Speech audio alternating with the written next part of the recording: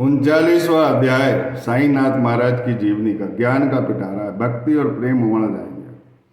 सदगुरु साईनाथ महाराज से आपका प्रेम हो जाएगा और उनकी कृपा बरसने लगेगी। मैं आपको प्रणाम करता हूँ, ध्यान पूर्वक उनकी कथाएं को सुनिए।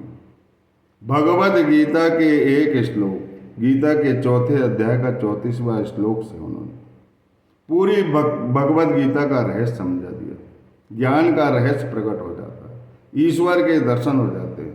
ईश्वर स्वरूप और सदगुरु स्वरूप, संसार स्वरूप और साधक का स्वरूप एक हो जाता है। और जब एक हो जाता है तो अध्यात्म का वह दरवाज़ा खटखटाने लगता है और अध्यात्म के रास्ते पर चल पड़ता है, उसे मोक्ष की प्राप्ति होती है। भगवान श्री कृष्ण ने भगवत गीता में कहा, अर्जुन को कहा था कि आत्मज्ञानी संतों से ज्ञान प्राप्त करो, वो तुम्हें ज्ञानोपदेश देंगे जिससे ईश्वर की प्राप्ति होगी। स्वयं ईश्वर के अवतार, ज्ञान अवतार होते हुए भी उन्होंने ऐसा उपदेश इसलिए दिया था। साईनाथ महाराज ने इसका स्पष्ट उल्लेख किया है। आत्मज्ञानी संतों का स्वरूप कृष्ण का स्वरूप है, और वही स्वरूप जो है, वह स्वरूप क्यों धारण करना पड़ा, प्रश्न चिन्ह लगता है यहाँ पर। भगवान और सदगुरु एक ही है, तो सदगुरु की क्या आवश्यकता है। लेकिन इस कली काल में अधर्म ज़्यादा है, पाप ज़्यादा है, दुष्ट कर्म ज़्यादा है। तो भगवान कृष्ण ने भगवत गीता में पहले ही भविष्यवाणी कर दी थी कि संत मेरी आत्मा है, शिष्य उनके प्राण है, और मैं स्वयं भी वही हूँ। मेरा स्वरूप वही है, मेरा अवतार वही है, और संत मेरा प्रतिनिधित्व करेंगे, मेरा कार्य करेंगे। अब प्रश्न ये उठता है कि संत और भगवान में क्या अंतर है, संत की आवश्यकता क्यों पड़ी। भगवान के स्वभाव में जो अनीति पूर्वक काम करता है, अधर्म पूर्वक काम करता है, पाप में डूबा हुआ है, उनका वध करना, उनका अंत करना और साधु जनों का परित्राण करना, इस धरती का भूभार हल्का करना ईश्वर का काम। लेकिन कली काल में इनकी संख्या ज़्यादा है, इसलिए ईश्वर ने ही अपने स्वभाव को चेंज किया, अपने मन को कोमल किया है, अपने मन को पवित्र किया है। उसे संत स्वरूप कहते हैं, और संत के हृदय इतना कोमल होता है कि वहाँ दुष्ट और अधर्मी भी पुण्य के रास्ते प्रशस्त होने लगते हैं, उनके पाप क्षीण होने लगते हैं, पूर्व जन्म के पाप कटने लगते हैं, और उनका स्वभाव चेंज होने लगता है। और शिरडी में तो आप जानते ही, यह साधना साईनाथ महाराज ने नीम के पेड़ के नीचे, जो उनकी आध्यात्मिक पाठशाला थी, अपने गुरु से उन्होंने प्रेम किया। उनके गुरु भी कौन थे, मैंने पिछले वीडियो में बताया हूँ। उनके गुरु का नाम गोपाल राव देशमुख, नरसिम्हा स्वामी और दासगणु महाराज का रिसर्च है। उनका रिसर्च कहीं गलत नहीं हो सकता। भले ही साईं चरित्र में ये लिखा है कि उनके गुरु कौन थे, इसकी स्पष्ट जानकारी नहीं मिलती, लेकिन दासगणों के रिसर्च का कुछ तथ्यांश होगा। शिवाजी महाराज के दायित्व हिंदुओं की रक्षा करने वाले गोपाल राव देशमुख संत प्रकृति के थे और इस्लामी नीति के कारण बड़े चिंतित थे, बड़े व्यथित थे। मैंने वो किस्सा बहुत पूर्ण रूप से बताया हूँ, मेरे सभी वीडियो ध्यान से सुने। कल्याण निश्चित है, आध्यात्मिक रास्ता प्रशस्त होगा और अंत में मोक्ष प्राप्त होगा। वे साईनाथ महाराज के गुरु थे, उनकी साधना उन्होंने 12 वर्ष किया, उनसे प्रेम किया। उन्हें खाने पीने की चिंता नहीं होती थी, उनकी पाठशाला बड़ी आध्यात्मिक थी। उनके गुरु भी उनसे प्रेम करते थे, सारी व्यवस्था गुरु के द्वारा होती थी, गुरु की कृपा से होती थी। 12 वर्ष तप किया, और वो प्रेम, जो करुणा है उनकी, वो करुणा परिलक्षित होने लगी, वो साधना परिलक्षित होने लगी नीम के पेड़ पर। और नीम सुधा श्रावण करता है।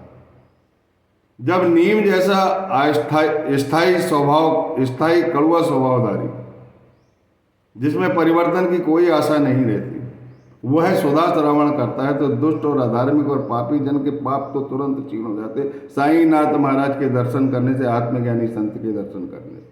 भगवान और संत में एक ही भिन्नता है कि भगवान दुष्टों का वध कर देते हैं, धरती का भूभार हल्का करते हैं, और भगवान का ही जो स्वरूप है, आत्मज्ञानी संत वो दुष्टों को रास्ते पर लाकर भूभार हल्का करने की कोशिश करते हैं, लेकिन नहीं होता तो फिर वो संत स्वयं ही भगवान के स्वरूप में आ जाते हैं और दुष्टों का दमन करने लगते हैं।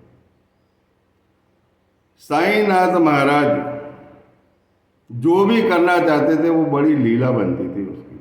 समाधि मंदिर का निर्माण भी एक लीला है।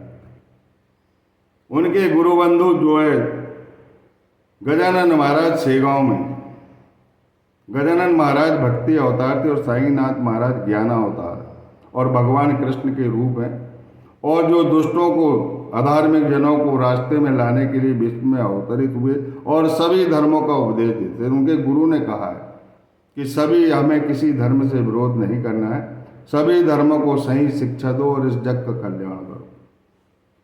और साईनाथ महाराज ने द्वारका माई मस्जिद को अपनी कर्मस्थली बनाकर इस पुण्य कार्य को किया। और जब समय, अंतिम समय आने लगा तो उनके समाधि मंदिर के निर्माण में एक लीला हुई।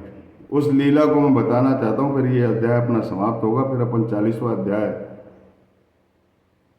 का पोथी वाचन करेंगे और उसका रहस्यात्मक, फिर उसका प्रसंग मैं आपको समझाऊंगा।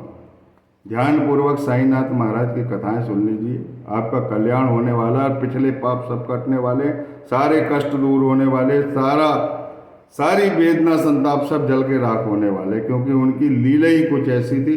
और वो जो लीला उनकी बनती थी वो बहुत रहस्यात्मक रहती थी। वो कहते कुछ नहीं थी, परिस्थिति ऐसी निर्मित हो जाती थी कि वो कार्य करना पड़ता। नागपुर के सुप्रसिद्ध बापू साहब बुईटी लक्षाधिपति, उस समय लखपति थे, वो धनाढ्य वर्ग के थे। उन्हें गजानन महाराज ने कहा था, जब एक बार नागपुर में गजानन महाराज उनके बाड़े में रहते थे, तब गजानन महाराज ने उन्हें आशीर्वाद दिया था। उनकी पत्नी को बोले कि तुम्हें पुत्र होगा और वह पुत्र ईश्वर भक्त होगा। और बापू साहब बूटी को कहा था कि तुम बहुत पुनीत कार्य करोगे और उसकी प्रसिद्धि विश्व में मिलेगी। और वही कार्य जो समाधि मंदिर का निर्माण है, वही उसकी घोषणा गजानन महाराज ने आशीर्वाद के रूप में पहले ही बापू साहब बूटी को नागपुर में दे दी थी। उन्होंने उसी समय से मन बना लिया था कि अब अपने को शिरडी में निवास करना है। सपरिवार शिरडी में चले गए और उनके मन में एक भाव आया कि यहाँ पर एक बाड़ा रहना चाहिए मेरा और मैं स्वयं वहाँ पर निवास करूँगा, ऐसा उनके मन में भाव था। और यही बातचीत वो माधवराव देशपांडे साईं बाबा के अनन्य भक्त से कर रहे थे। और दोनों सो गए। दोनों को ब्रह्म मुहूर्त में सपना आता है। सुबह जैसे ही उठते हैं तो माधवराव देशपांडे रुदन करते, चिल्ला चिल्ला कर रोते हैं। उनके आंखों से तेज अश्रुधारा बहती, उनकी कमीज को गीला करती है। बापू साहब बूटी बोलते कि तुम इतने बिलक बिलक कर क्यों रो रहे हो। तब बापू साहब बूटी को उन्होंने अपना सपना सुनाया। वे भी आश्चर्यचकित हो गए, उनकी आंखें भी द्रवित हो गई, उनकी भी अश्रुधारा बहने लगी। रोम रोम में साईं भक्ति समा गई। उनको समझ में आ गया कि अब बूटी बाड़ा और मंदिर बनाना ही पड़ेगा। दोनों ने मिलकर एक नक्शा तैयार कर लिया और ये जन्म नक्शा लेकर किसके पास पहुंचे? काका साहब दीक्षित के पास पहुंचे। काका साहब दीक्षित के ध्यान में भी वही चल रहा था। साईनाथ महाराज की लीला तो देखी कि यहाँ पर कृष्ण मंदिर होना चाहिए, ऐसा उनका भाव था, बनना चाहिए। उनका नक्शा करने के मन में तैयारी थी और उसी समय इन्होंने ये नक्शा ले गए। उस नक्शा को उन्होंने स्वीकृति दी और तीनों ने, माधवराव देशपांडे, बापू साहब बूटी और काका साहब दीक्षित, तीनों साईनाथ महाराज के पास पहुंचे और साईनाथ महाराज ने भी साहस स्वीकृति दी और मंदिर का काम चालू हुआ। ऊपर की मंजिल, तहखाना और कुआं तैयार हो और सामा की देखरेख में ये काम चल रहा था। इसके बाद बापू साहब जोग ने इसकी देखरेख किया और बापू साहब जोग के मन में आया कि मंदिर के बीच में मुरलीधर की मूर्ति स्थापित होना चाहिए। और उन्होंने अपना यह प्रस्ताव जो है माधवराव देशपांडे के सामने रखा, काका साहब दीक्षित के सामने रखा, बापू साहब बूटी के सामने रखा।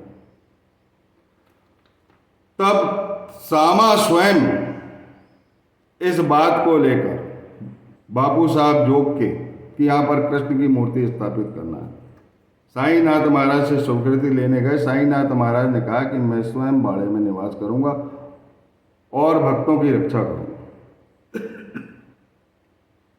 और बाड़े तरफ इशारा करके कहा, प्रेम देखो, करुणा देखो, लीला देखो साईनाथ महाराज की, बाड़ा बनाओ, मेरे अपने आएंगे, चलेंगे, फिरेंगे, घूमेंगे, टहलेंगे, अपने सुख दुख को बांटेंगे, मैं उन्हें दूर से ही आशीर्वाद देता रहूंगा,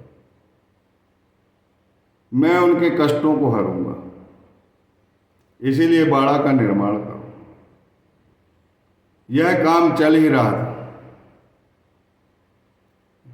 लोगों के मन में, शिरडी वासियों के मन में इतनी करुणा, इतनी महाममता होने के बाद भी ये लग रहा था वो भगवान कृष्ण में और साईनाथ महाराज में अंतर सोच रहे थे, और क्या लीला होने वाली थी इसके बारे में नहीं जान रहे थे कि यहाँ पर कृष्ण मूर्ति बैठने वाली है या साईनाथ महाराज खुद विराजित होने वाले।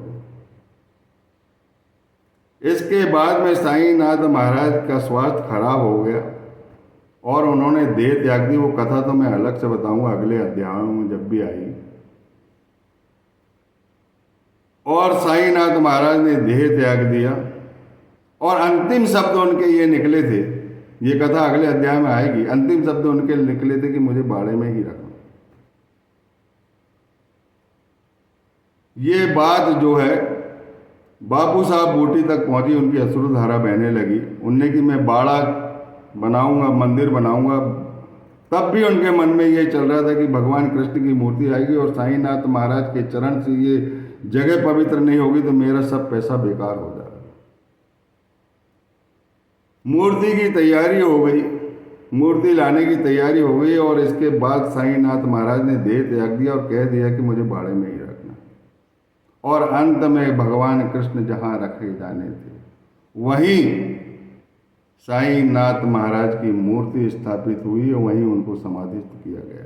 बोलिए सच्चिदानंद सदगुरु साईनाथ महाराज की जय। जो इस कथा को ध्यानपूर्वक सुने उसे आत्मज्ञान होगा, उसे संसार, ईश्वर का स्वरूप, स्वयं का स्वरूप और आत्मज्ञानी संत के स्वरूप की जानकारी हो जाएगी। उससे अभिन्नता हो जाएगी और भेद की दीवार उनके जीवन से दूर हो जाएगी। और जिनके अंदर भेद की दीवार रहती है वो ईश्वर को नहीं पा सकते। संत अवतार लेते हैं अपने चरित्र द्वारा जग कल्याण करना, और जग कल्याण करने के लिए साईनाथ महाराज मुरलीधर बनकर स्वयं बापू साहब बूटी की उस पावन भूमि पर आज भी विराजित है, आज भी दो कर रहे हैं। मैं बापू साहब बूटी के उस बाड़े को प्रणाम करता हूँ, बापू साहब बूटी को प्रणाम करता हूँ, काका साहब दीक्षित को प्रणाम करता हूँ, बापू साहब जोग को प्रणाम करता हूँ और माधवराव देशपांडे को प्रणाम करता हूँ, जिनके कारण यह मुरली मनोहर मुरलीधर का मंदिर साईं के रूप में विराजित है, जो सारे संसार का कल्याण कर रहा है।